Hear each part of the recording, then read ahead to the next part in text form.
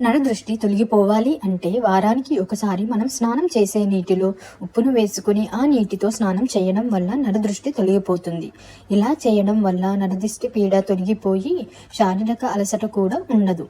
అలాగే సోమరితనం కూడా పరారవుతుంది. అయితే ఇలా పుట్టినరోజు నాడు లేదంటే మంగళవారం స్నానం చేసే నీటిలో ఉప్పు వేసుకొని వాటితో స్నానం చేయాలి. అనారోగ్య సమస్యలు కూడా తలెత్తవు. అలాగే వ్యాపారాలు చేసే చోట కంటి దృష్టి తొలగిపోవాలి అంటే నిమ్మ పండుని సగానికి కోసి దానికి కుంకుమ బొట్టు పెట్టి వ్యాపారం చేసే చోట వాకిలికి ఇరువైపులా పెట్టాలి. ఇలా మంగళవారం నాడు చేయడం వల్ల కంటి దృష్టి తొలగిపోతుంది. అలాగే అమావాస్య, పౌర్ణమి, అష్టమి, నవమి వంటి తిథుల్లో కూడా సాయంత్రం పూట సాంబ్రాణి వేయడం మంచిది. పచ్చ కర్పూరం, కస్తూరి పసుపు, అత్తరును గోమూత్రంలో కలిపి ఇంట్లో అలాగే వ్యాపారం చేసే చోట చల్లడం వల్ల కంటి దృష్టి తొలగిపోతుంది. అలాగే ఆదాయం లభిస్తుంది. ఒకవేళ రుణ బాధలు ఉంటే వినాయకుడి స్వామి ఆలయంలో అర్చన చేయించడం మంచిది. అలాగే కులదైవ పూజ కూడా చేయాలి.